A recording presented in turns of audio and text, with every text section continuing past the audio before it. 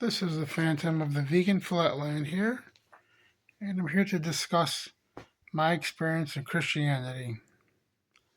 Now, Christianity, I discovered incarcerated like most people do. Surprise, surprise. Now, being incarcerated, a man told me about Jesus and that you're saved. If you drop dead, you're going to heaven, blah, blah, blah. Being young and stupid, like you listening to me were, you believed him because you were just hopeless at that age. Like young, like under the like 19 years old. So I believed him and then started to read the Bible in the facility I was at. Got out. Churches came to the facility and I said, when I get out, I'm gonna go to those churches. So I started visiting various churches, trying to fit in because like you probably you were bullied in school, you were a loner, you didn't have that many friends, and the friends you had didn't understand you to begin with, so you're just basically alone in this world. And your family didn't understand you, and the girlfriends, if you had any, didn't understand you or couldn't get any, whatever. It's all the same crap. And basically, I started to go to different churches. I did find a church, found a couple of churches that I tried to fit in. Most of them I couldn't fit in, and then I did basically find one to fit in. And then slowly but surely you start to notice weird things. A couple of like surprises. Like number one, you notice it's like a secret club within a secret club. Like you try to penetrate the church, but to get close to the pastor, to get close to the assistant pastor, there's like a barrier, there's like a wall. Like you can't get too close to them. And I found that out. I was like, well, what? I'm not good enough? What's going on here? Then I remember them having camp meetings, and then like I would go there and my adrenaline would be high. And I'm like, yeah, I can feel the presence of God, even though now looking back, I realize that was stupidity and all just emotions running through my head and cortisol and stuff like that. But at the time, I'm jumping up and down. I'm like, yeah, God's here, God's there. The pastor goes around, lays hands on you, and you fall. You know instinctively that you it's like he's hypnotizing you. Like, bam, you're falling. I'm like, what the hell? Like, am I doing this? Is he doing this? Again, looking back, it's like, did I do that to myself? Of course I did. There was no Jesus in that building going through him to lay hands on me for me to fall. What the hell did that do? Because the bottom line is, when I went home, my life was still shit. Matter of fact, my life was more shit when I was Christian than it wasn't shit. Because I had expectations. Ask and you shall receive. You can move mountains. Faith is a mustard seed. All these quotes running through my head. I had read the Bible from Genesis to Revelations. Keyword Revelations. It used to be Revelations. It's not Revelation. It got Mandela affected. But that's a whole different video. So, all these quotes. And I remember reading every freaking word like it was God inspired. That total nonsense. But it wasn't God inspired. I read it from Genesis to Revelations, and at the last book and last chapter, when it says, whoever takes away these words, I will take away your name from the book of life. I closed that book, and I was jumping up and down so damn happy, like I conquered the world. But nothing changed in my life. I would pray, nothing changed. I would ask, nothing changed. Any little bit of good that I got, I would say that's Jesus. Any bad that I got, which was 90% of things, I would say that's the devil. And basically nothing got resolved. Nothing got changed. It was all the same crap. Literally the same crap. It was just really weird because you read the book and there's these quotes, ask and you shall receive. But I was struggling with everything under the sun and nothing changed. It got worse. Jesus didn't appear. Jesus didn't talk.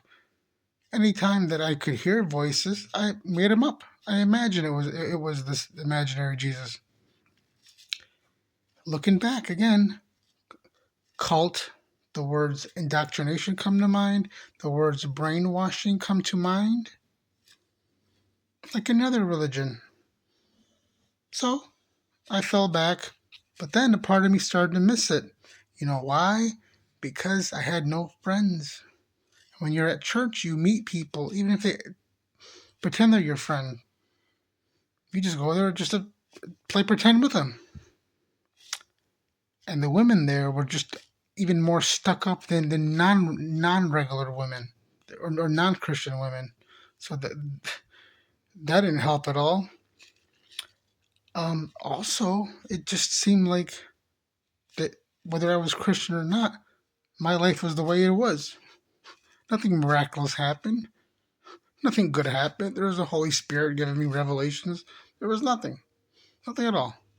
So I went back to the church to appease that cortisol, that adrenaline rush that you get around, camp time. It's camp time. Jump up and down, up and down, up and down, up and down. We're going to show movies about Jesus. We're going to do this. We're going to do that. I wanted to be a part of every damn club imaginable there. In Bible study, this, that, this, that.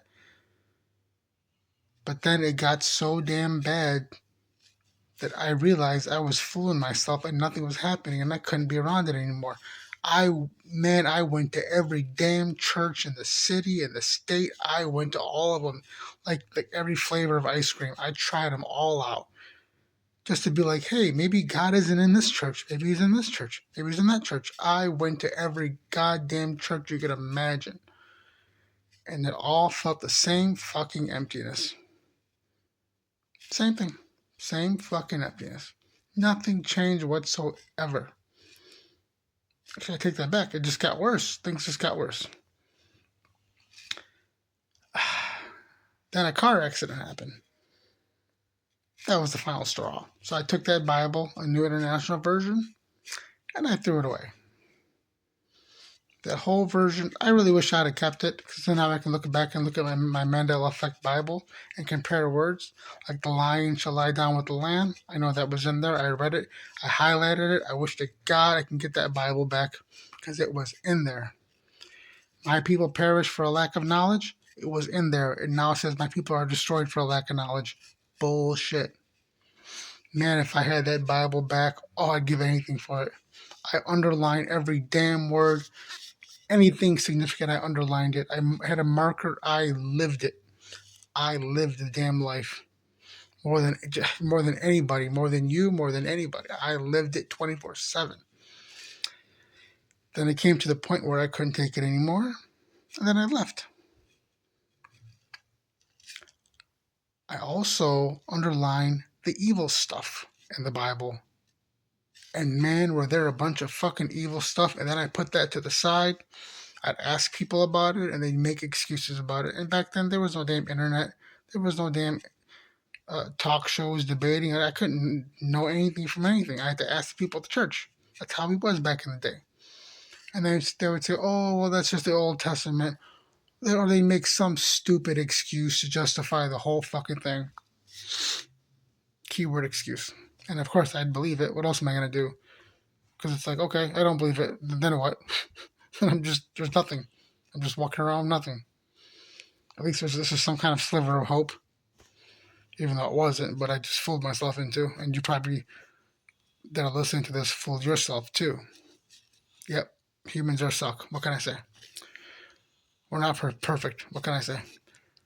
So, then it got so bad. The stuff that I underlined was so damn fucking evil. And then that car accident happened. And tossed that Bible away. Coming back with the tow truck driver, I'm like, I threw the Bible away. He said, man, you shouldn't have done that. And I really wish I didn't. Like I said, to keep that Bible so I can look at it in the Mandela Effect lens that I have right now. And so that's my thing with Christianity. Now, at this point, do you still get like nostalgia thinking about the good old times? Even though they weren't. Just the good old times of the camp meetings. You had basketball, playing basketball, meeting people, talking to people, chatting with people. It was basically a club, a lonely club. And we all just fooled ourselves into believing this thing. The reading the Bible was like the last thing you were doing. It was just mostly meeting people, talking, drinking, eating. We'd go out to dinner. There was a guy there. Um, we'd go out to dinner. We'd talk. Just friendly chit chat. We'd go to Big Boys and talk, friendly chit chat. I'm sure you did the same thing, and you felt part of a community. Then when that community is over, you get an emptiness that you're not going to get back because what other club are you going to go to? Are you going to go to the Mormon club, the Muslim club, the Jehovah Witness club? It's just you can't get that feeling back, especially when you're young. I can't imagine people that are older that stuck with it after I realized all the shit, the evil shit in this fucking book later on. I left it immediately. It was like maybe a 5 year period, or no, maybe a little longer, 6 year period where I was in it full time, and then once I'm out, I was out. I can't imagine these people, these apologists for this book in their 40s, 50s, 60s, 70s, 80s. Like, how stupid can you be to still defend this shit? It's beyond my comprehension. But I want to hear about your Christian experience or religious experience. Leave it in the comments section. This is the Phantom.